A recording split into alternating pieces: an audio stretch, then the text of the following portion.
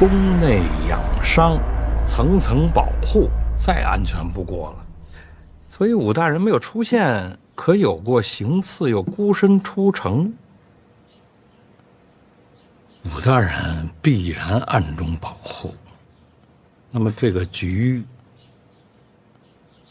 是给武大人准备的。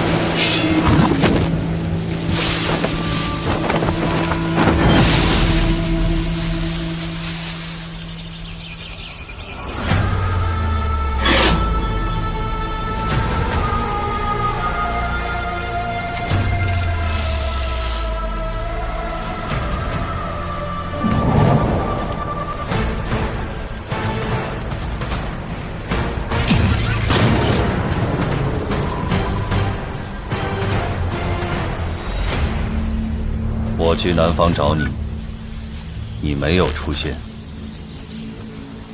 江南杀人的是你，我以为你会出现。为何找我？跟我回去。你来自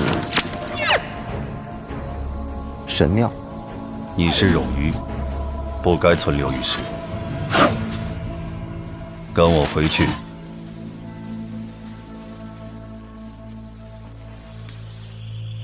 可以。我忘记了太多，或许在神庙能找回遗失的过去。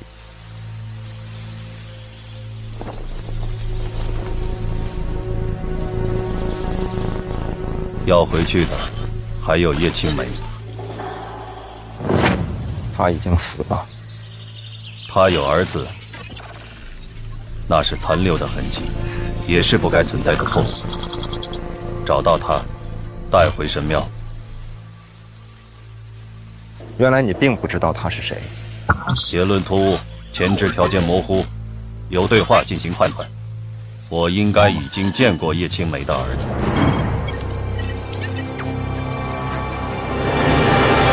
交涉结束。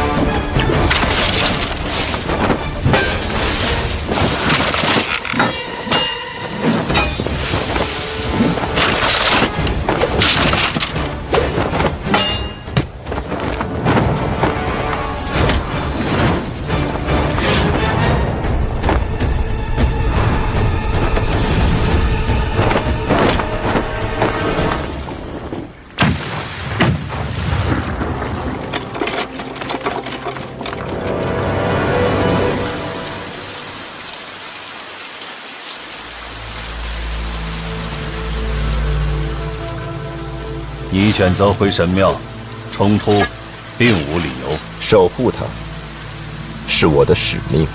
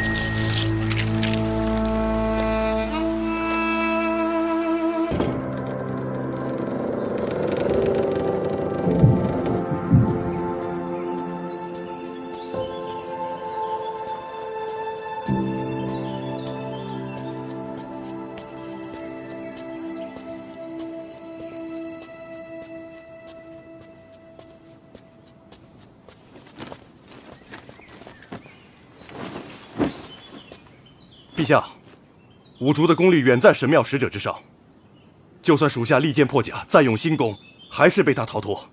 五竹伤重，不知所踪。依臣所见，能击败五竹的，只有大宗师。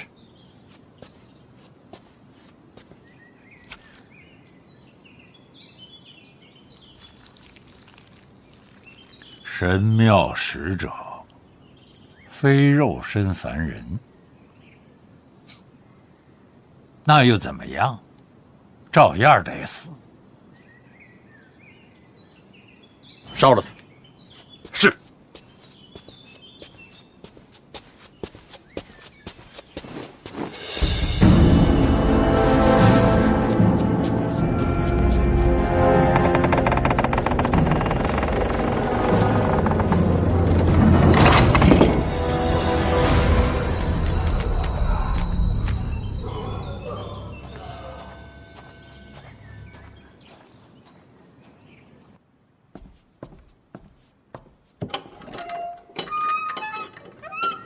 来，看那片菊花，就是你娘当年亲手种下的。神空庙那些花都是从这儿搬的。嗯，每次赏花，您都带着她。她喜欢呢，她喜欢花，她喜欢所有活着的东西。为何画像上的我娘如此年轻？哦，那张画像是当年朕认识她的时候，她就这样。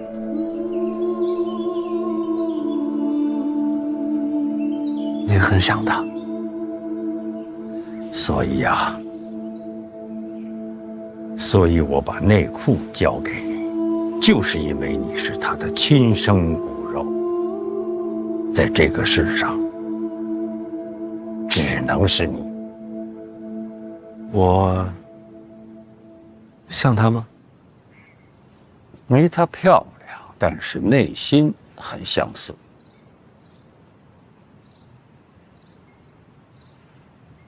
我没她那么勇敢。记得当年他跟朕说过，皇帝这个差事不好当，要有强大的内心和坚强的意志，所以有些东西是要舍弃的，包括最珍贵的东西。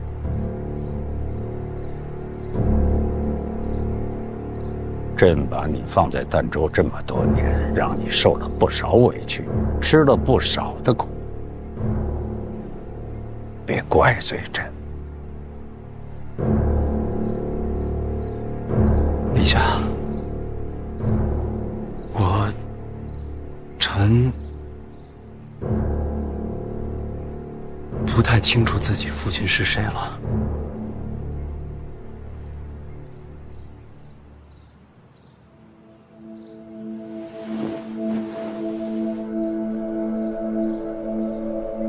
还用问吗？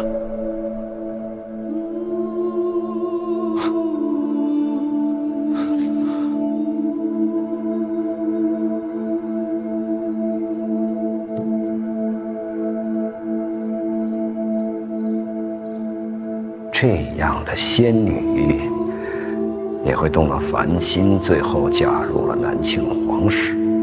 嫁的哪位？当时的王爷，也就是如今的南庆皇帝。嫁的是庆帝。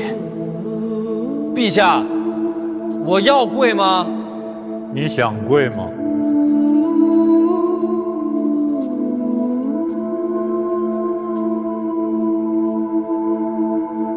不想跪，就不跪。叶青梅还为庆帝怀了个孩子，是庆帝的孩子。算起来，他和你年纪相仿。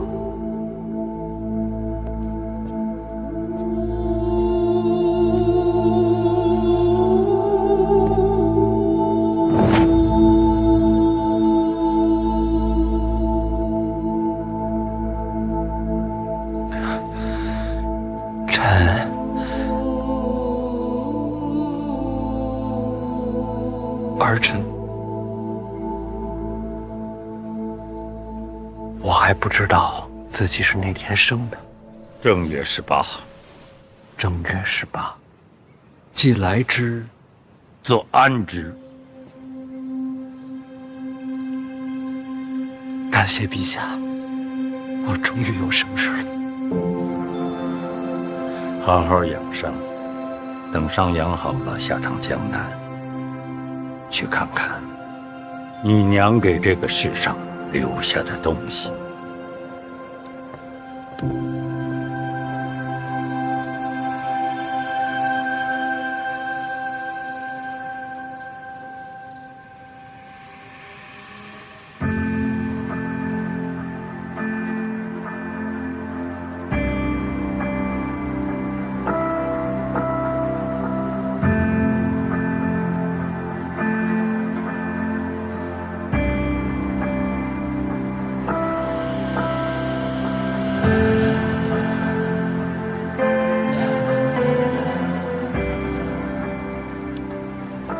很高兴认识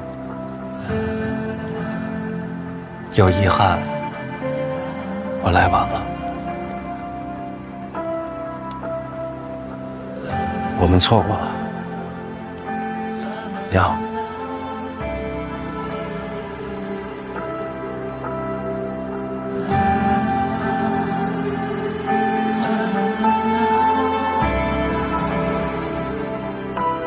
哥，我看过了，那个没人。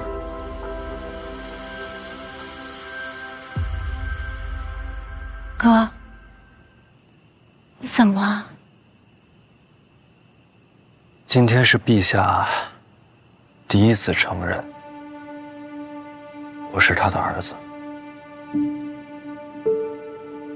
毕竟血浓于水，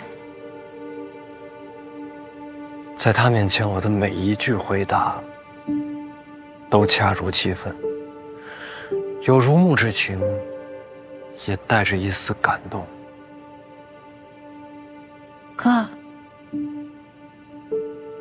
但这些都不是真话。叔叔，我一直在表演，为什么？因为我在害怕。害怕？是害怕陛下骗你？不完全是。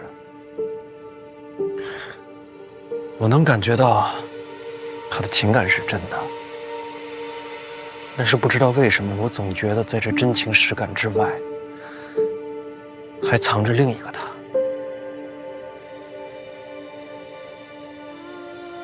为什么会这么想？如果真是父子情深的话，这些话他第一次见我就可以说，但他一直冷眼旁观，看我京都遇险，看我远上北齐，看春闱，看大婚，一直看到今天。或许是悬空妙救驾，陛下感动了。所以有没有真情，还得先看我的表现，是不是他的儿子，先看有没有资格。叔叔，陛下你见的没我多，但我就问你，咱们爹会这样吗？不会。哥，你这样说，陛下像是在权衡利弊。更可怕的是，我不知道这种观察是从什么时候开始，又会持续到什么时候。我也不知道对他来说究竟是情感重要，还是价值重要。而这样的我，到底算是儿子，还是棋子？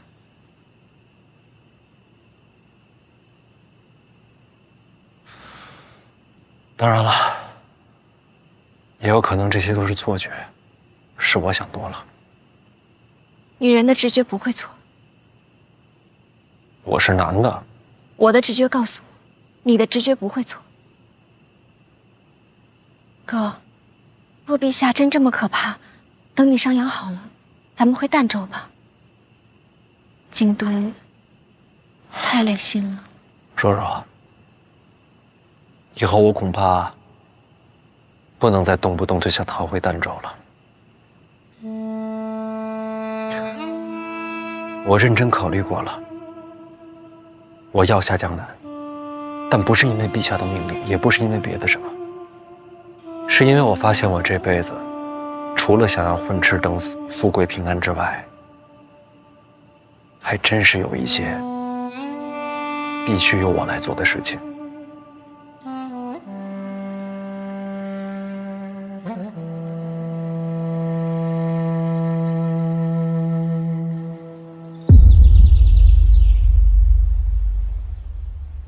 婉儿，婉儿，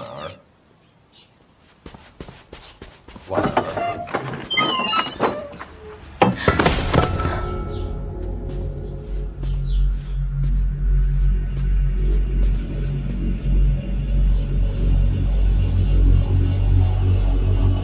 你就是那个吴竹书。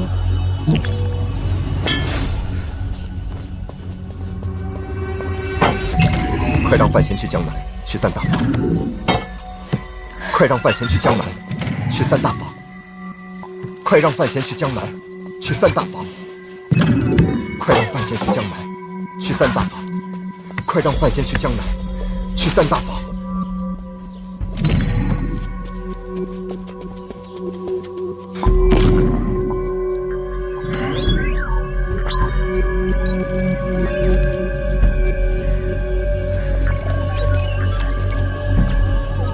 是的，我是兀术。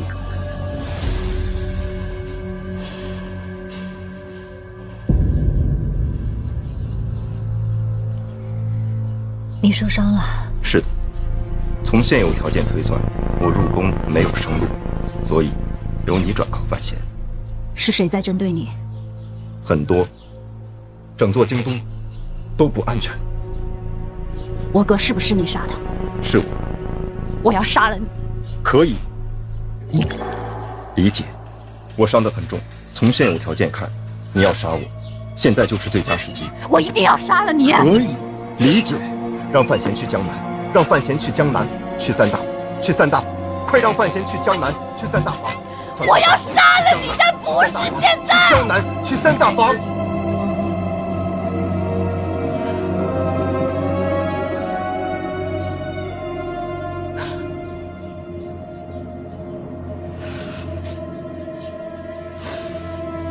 为什么？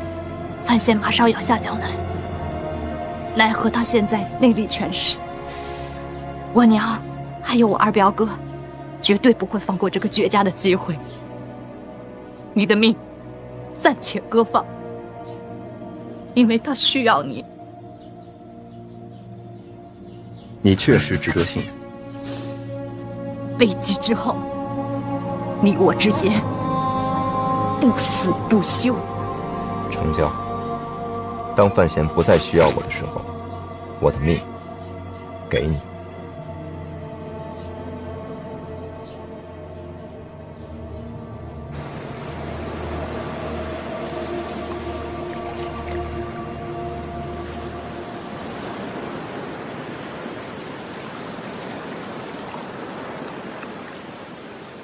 没想到啊，一眨眼，南下了。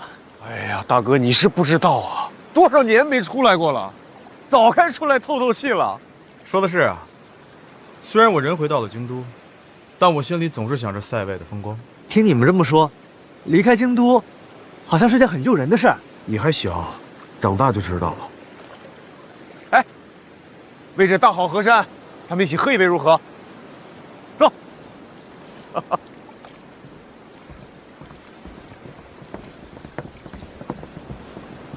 来，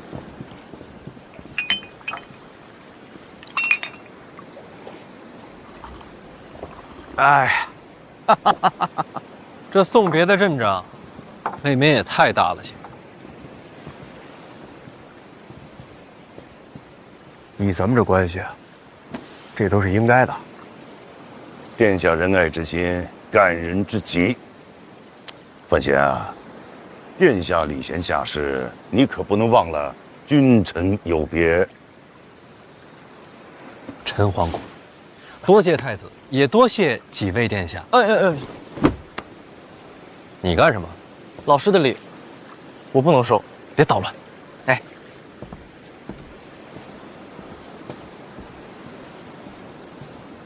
正好几位殿下都在，我也借这个机会跟你们诉诉苦啊。诉苦？说实话，我这个儿子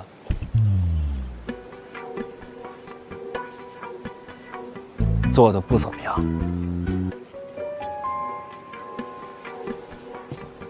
几位也都知道，我在儋州长大，不久前才回了京都。虽说一直住在范府，但心里总有事儿藏着，过不去，心里发慌。什么事儿啊？说出来听听。我替你做主，为什么慌呀？回来这么久了，还没进过范家祠堂，这像话吗？心里能不慌吗？临别在即，胆子也大了。父亲大人，正好几位殿下都在，也帮我做个见证。等孩儿从江南回来，怎么也该进祠堂，磕个头，上炷香。想清楚了，进了祠堂，入了族谱，你就真姓范了。这话说的，我本来就姓范。差事先办完，其他的回来再说。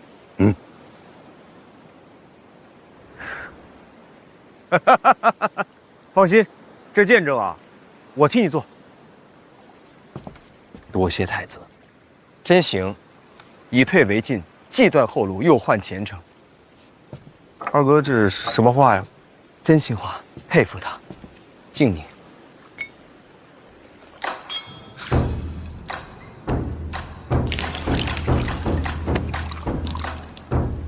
真气没了，南下要小心。真气没了，好过大势已去。别出意外，我等你回来。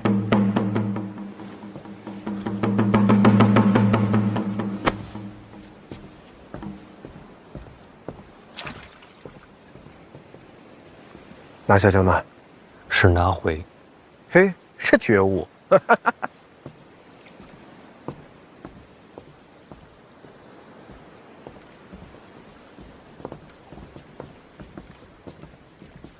护好三弟。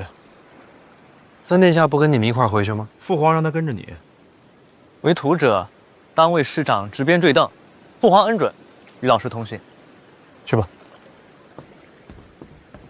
有什么难处，飞鸽传书。不行，我就跑一趟。你还得坐镇禁军呢。大不了一撸到底，反正也掉不了脑袋。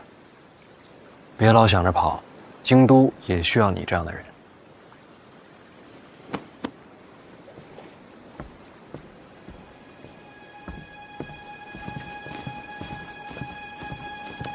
照顾好陛下。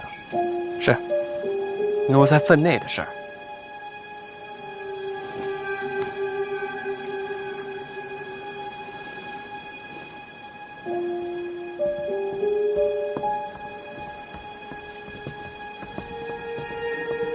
江面上风大，爹，你们也回吧。江南名家代掌三大房，人脉深远，是真正的地头蛇。此次南下，成是最好，若是不成，直接回家，大不了什么都不要。范家养得起儿子。哎呀，知道了，爹，我送你下船。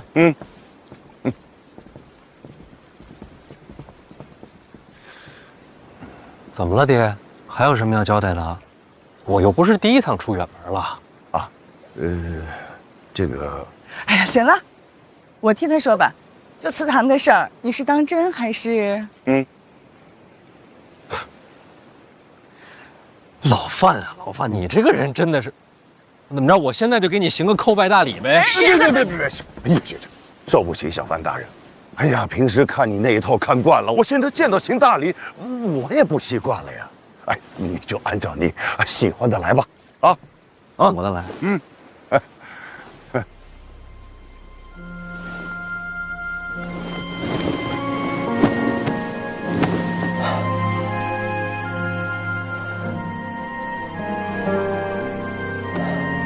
从小姓范，将来也是。等你回家，照顾好自己。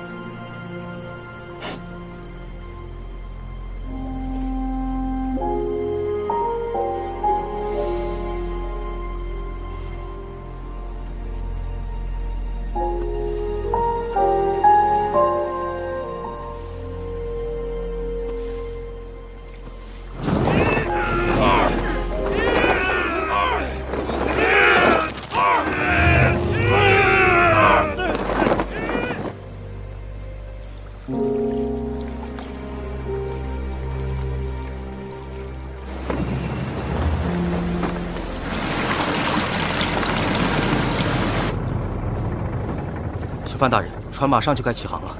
嗯，知道。是。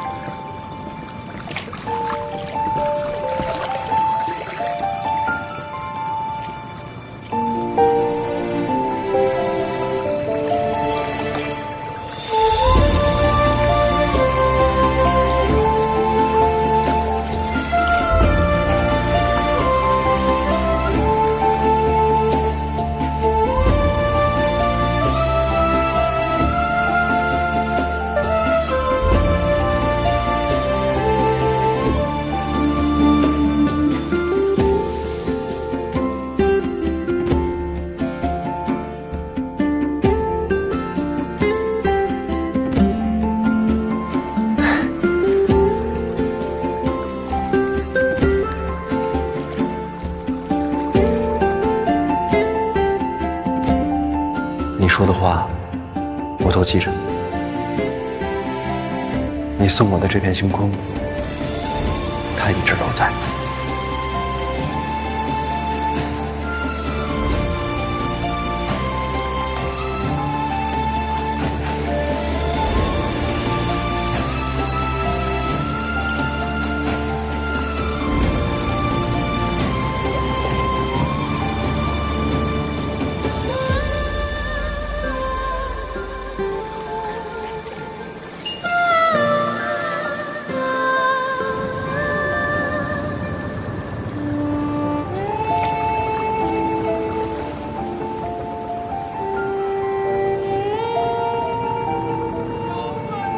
大人，您大病初愈，先别动，带我去看看。小坤大人，小坤大人，沙洲水师守备许大人略备薄礼，敬请小范大人笑纳。这是干嘛的？这听着像送礼的呀。沙洲水师守备，你在这支应着，我去问一下大爷。敬请小范大人笑纳。沙洲水师守备，许大人有礼相送，请小范大人笑纳。你是哪儿的？啊，许大人，水师守备，这是许大人的一点心意，请大人笑纳。啊，好，哎，来人，把这个箱子拉上来。啊，谢大人，谢大人。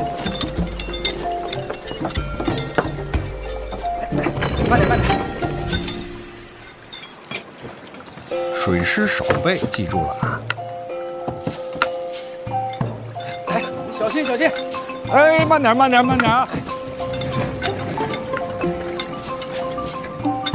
好，那辛苦了啊！那谢谢大人了，祝小范大人一路顺风，小的就告退了。慢走，慢走。哎，哎，来走。沙州知府姚大人略备一些薄礼，来祝小范大人一路顺风，前程似锦。好啊，拉上来，拉上来。哎，这还一个连一个的，去拿个本儿，得详细的记录下来啊。好。哎，小心啊！沙州知府啊，姚大人。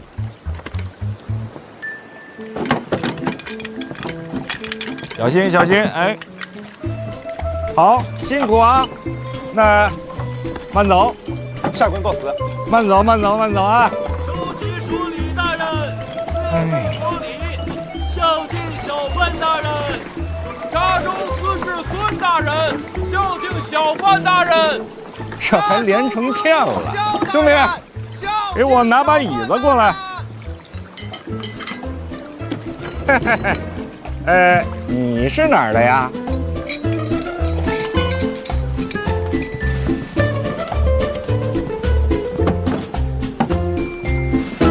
你这箱子可是有点小啊！才到沙州，收这么多礼啊？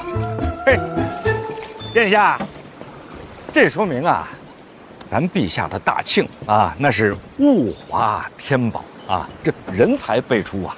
原来如此。王兄啊，怎么有字不会写啊？啊，那倒不至于。我是说，这么收礼不合适吧？大人在京都查贪腐清吏治，如今这个做派，怕是要遭人诟病。哎呀，没事儿，船上都是自己人，我们嘴严点，别让宫里知道。殿下，这话怎么也不该您来说吧？这是啊，你跟着大人时间短啊，但是你记住一句话。大人吩咐什么，咱们就做什么。大人从来没让人失望过，记清楚，清楚。看那边，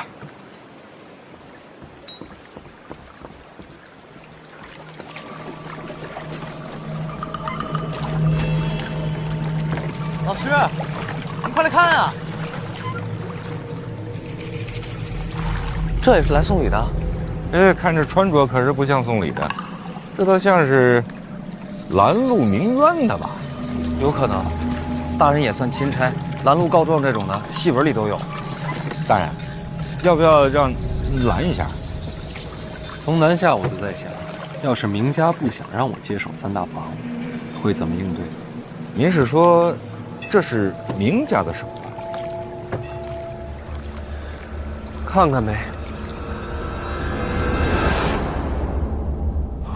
不怕啊！好，马上就到了。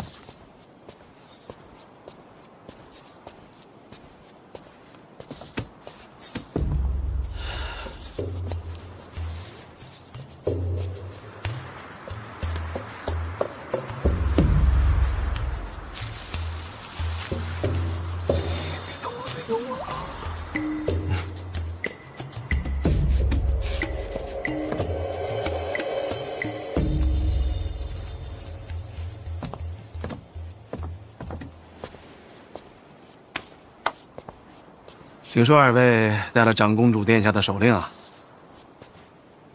殿下有何吩咐？明家家主明清达，是我。敢问阁下怎么称呼？你刚才在上面干什么呢？嗯？啊，昨夜落风雨。昨夜落风雨，燕子从梁上掉下来，想想还不会飞。如果不送上去的话，又是一条性命啊！燕子窝，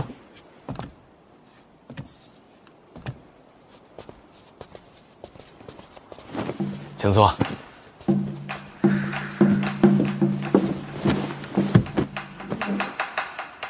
哈哈，来，请坐吧。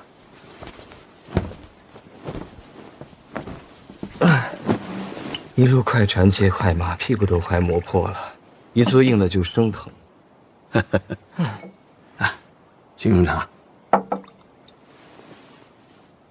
过了。何事过了？明家这财力又是捞鸟窝，又是破衣袖，装的有点过，刻意了。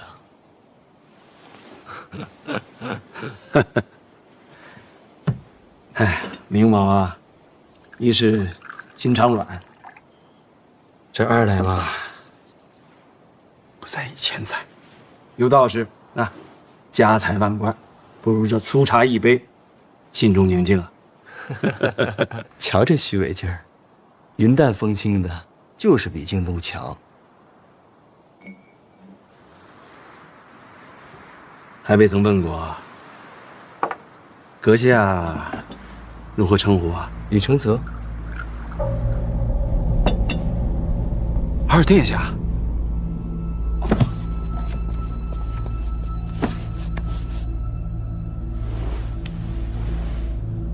别跪了，起来吧。抱病来的江南，京都不知道。不浪费时间了，直入主题。殿下请讲。范闲南下，明家打算如何应对？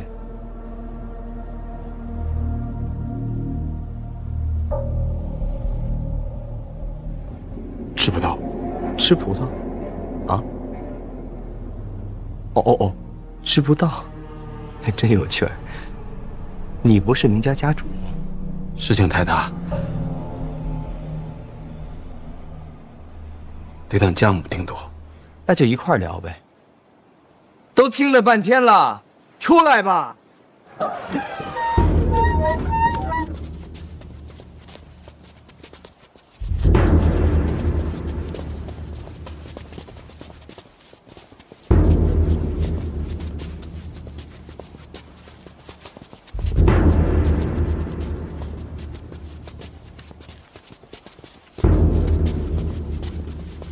母亲，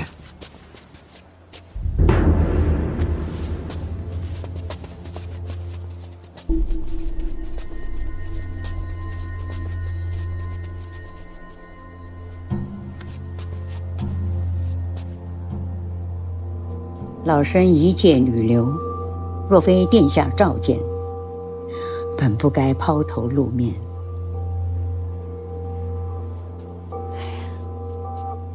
你才是明家家主，大事小事你自己做主就是。若无母亲教诲，孩儿内心慌张。你这孩子，你都多大了，让我这个老太婆照顾多久？母亲长命百岁，比我长远。你呀，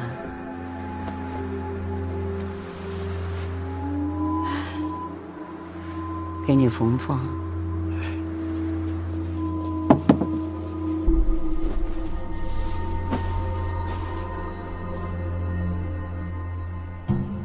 感情这云淡风轻是家传。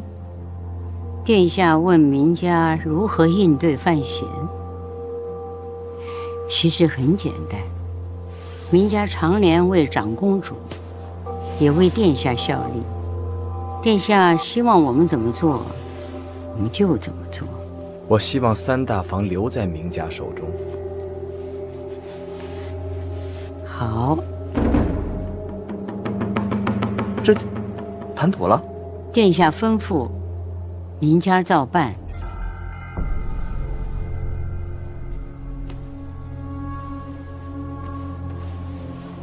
只是有一个难处啊。说说看。小范大人接手内库，是陛下的旨意。明家一个白身，如何抗旨？哎呀，难呐，殿下。我都觉得难。三大房再值钱，也不必为他搭上身家性命。更何况，大不了改投到范闲门下，在哪儿当狗不是狗啊，是吧？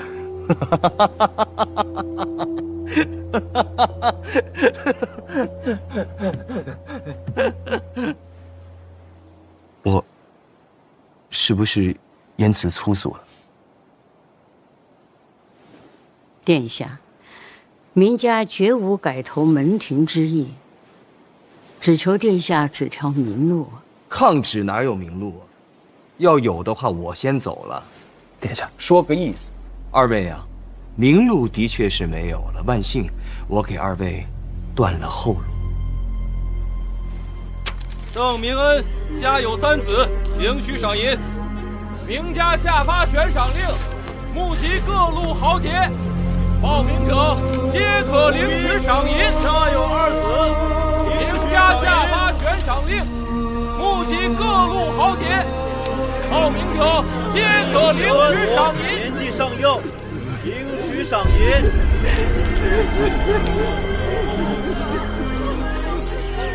张普今有1女1孙，领取赏银。张辅之今有2女，1老5，领取赏银。王夫人家有1女1子，年纪尚幼，领取赏银。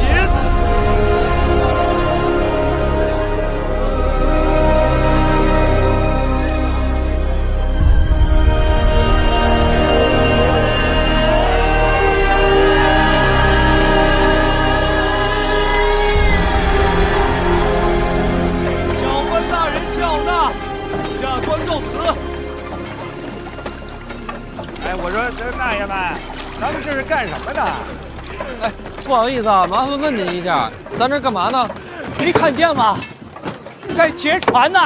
哦，劫船，劫船，劫船不得上来劫啊？上不来啊，太高了。哎，来几个人，给他们下个梯子。哎，对对对，弄个梯子下来，弄个梯子下来。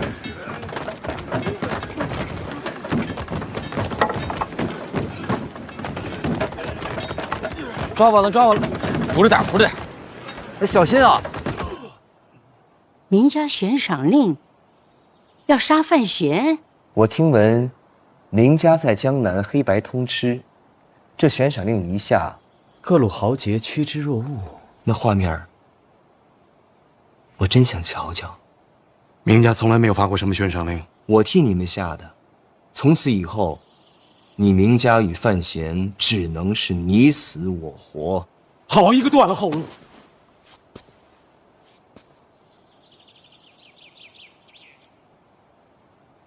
都什么时辰了？啊，过午时了。我说我这个头怎么晕晕的呢？殿下见谅，老身精力不济，每当这个时候啊，就得睡个午觉。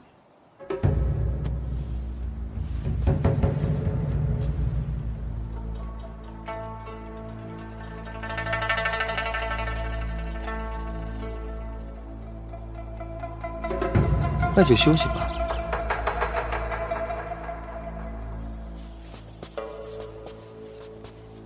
其实还有条路啊！你二人找批高手蜂拥而至，把我杀了，拿我的人头送给范闲，这死局就算是解了。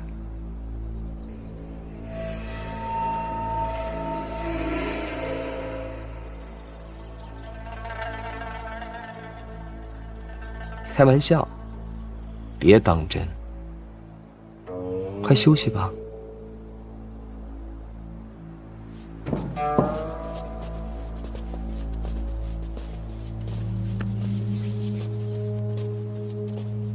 母慈子孝，这画面我看着都想哭。哎，您歇会儿，您家出了这个悬赏令了。是的，但凡砸船劫船的，都给赏钱。那你们这不成了水匪了吗？不是水匪，水匪不来，毕竟是官船呐，要钱总得要命不是？不，那你们也知道这是官船，那你们就不要命了？哎呀，我们没得选啊！为什么？江北遭灾了，我们都是带着一家老小到江南来逃难的流民呐。要不是民家，我们恐怕都饿死喽。你说你们都是江北的灾民？是啊。那江北赈灾的银子已经调过去了，你们可以回家了。韦大人，我们是想回去啊，就怕在路上饿死了。那这么说，是明家救济了你们？是啊。那明家这算是行善了？是行善吧？反正我们这些流民都在明家干活，开荒、修路，没人干的活都干，白天黑夜，没日没夜的干，不给工钱，就给口饭吃。官府怎么说？官府给明家送了个大牌匾，怎么写的？行善积德。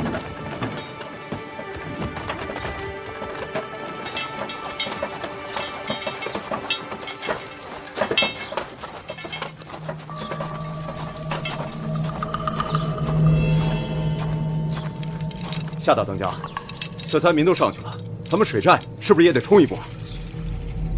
水寨这会儿冲上，这些灾民就真没活路了。这都砸船了，这会儿必然死定了。哼，再看看范闲应的。大家都别急，人到了江南，就不差这一时半会儿。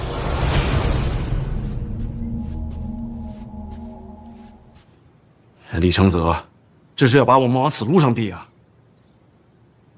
这就是你要说的？家中定有人暗投李承泽，不然悬赏令是发不下去的。谁是家主？我族中生变，家主难辞其咎，我该受罚。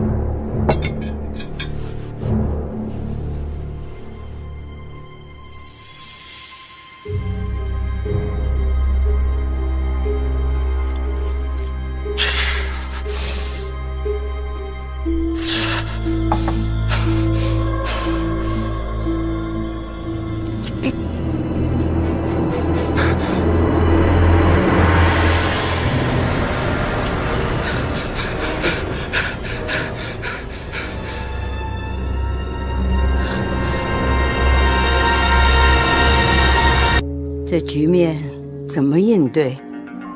我会彻查，定把叛族之人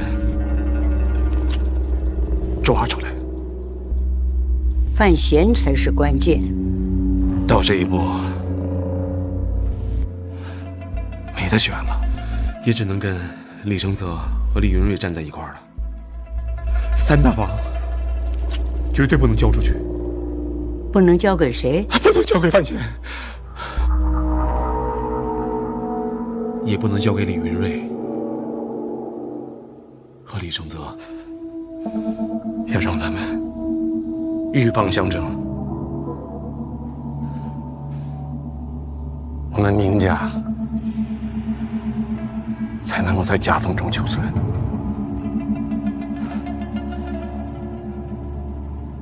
要把三大房牢牢地抓在手里。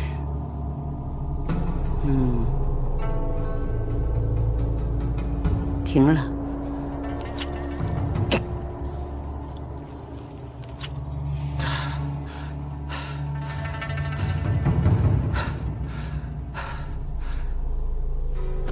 谢母亲恩典。把针给我。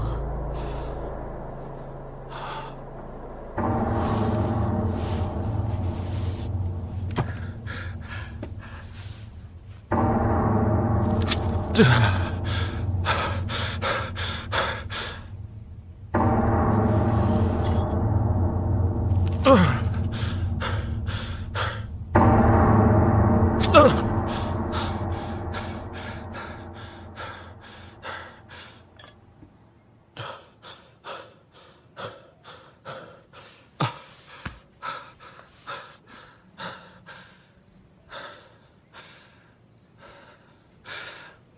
我这就去稳住李承泽，待不久的，只要他一走，江南还是咱们明家的。你是家主，你自己决定。是。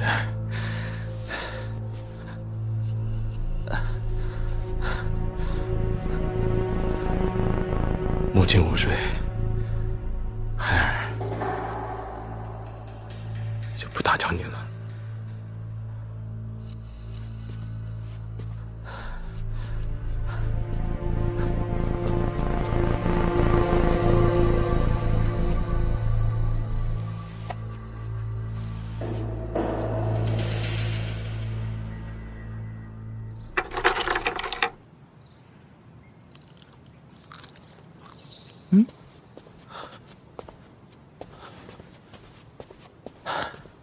让殿下久等了。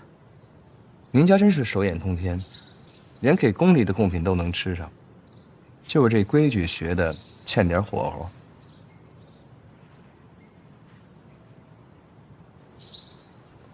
候。商量出结果了。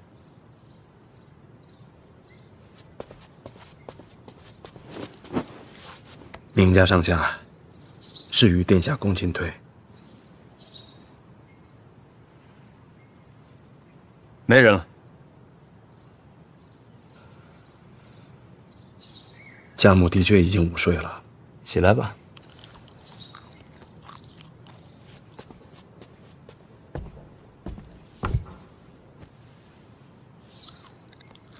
没怀疑你吧？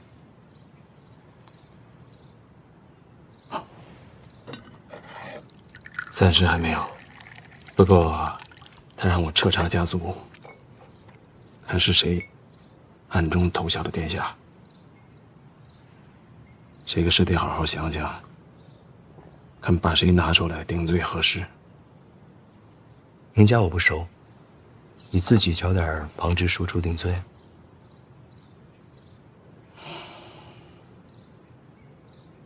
他们的不够，要定罪，还得是我那几个亲兄弟。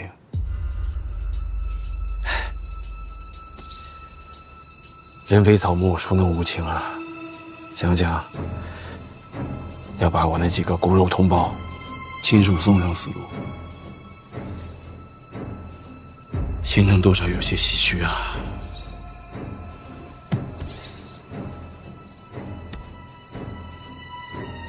你善待人是好事，我没事也善恶一回两回的，但有时候给他们个好结果，让他们看起来感恩戴德就够了。 是，可你不能往深里想。人有人的命，你慢慢唏嘘吧。我先回京都。殿下这就要走，事谈完了，不走干嘛？可江南这边还需要殿下主持大局啊。京都那边也看得紧，如果让陛下知道我来江南，什么都完了。如果殿下不能久留，那长公主那边，姑姑在访客。 也来不了，范闲权势滔天，如果二位都不在，单靠明家，怕争不过的呀。这边给你留下。明白了，明某以后如何行事，都会请教谢先生。不用，你自己做决定就好啊。若是输给范闲呢？那也正常。别想太多，守住3大房，努力就好。你放宽心，答应你的不会变。等这事儿了了，明家就只有家主，没有什么老太君。多谢殿下。大爷，歇会儿，吃口饭。慢慢，大爷，热馒头。歇会儿啊，先吃。慢点，都有啊。哎，慢点喝，慢点喝。要是没喝够的话，咱们再来一碗。还能上一碗？可以。哎呦，谢谢大爷。再来一碗。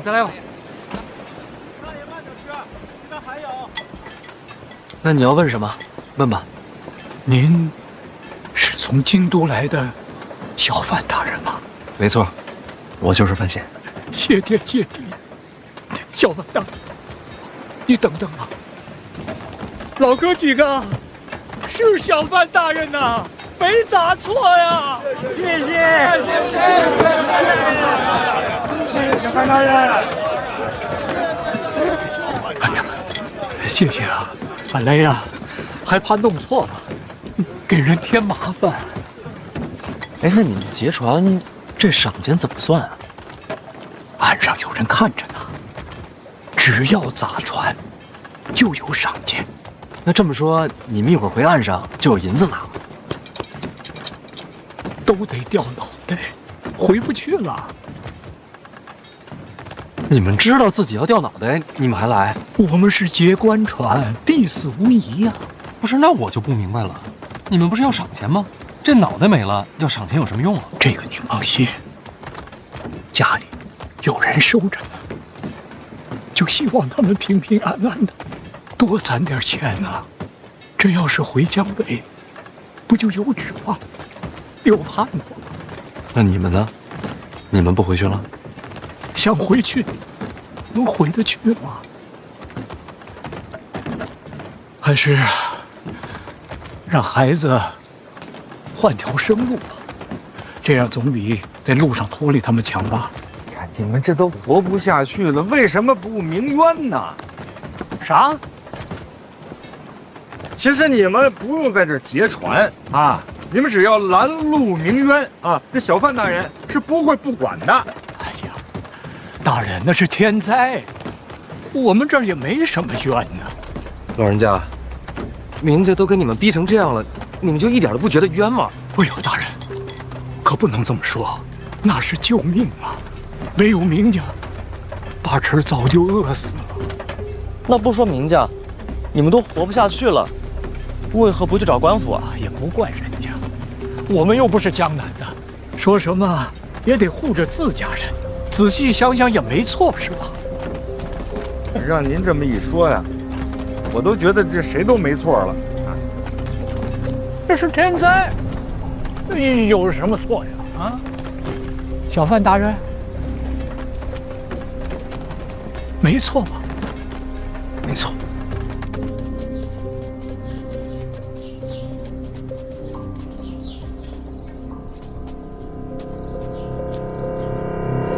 想要夺权，还是要他死？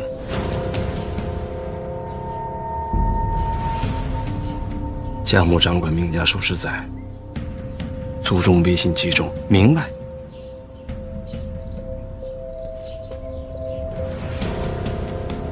想不想亲自动手？母子连心，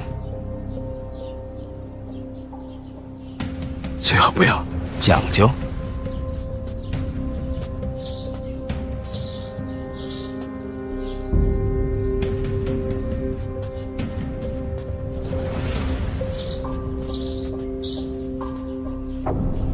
母宴未食，舐犊之情。你说，这人与禽兽，谁更重情？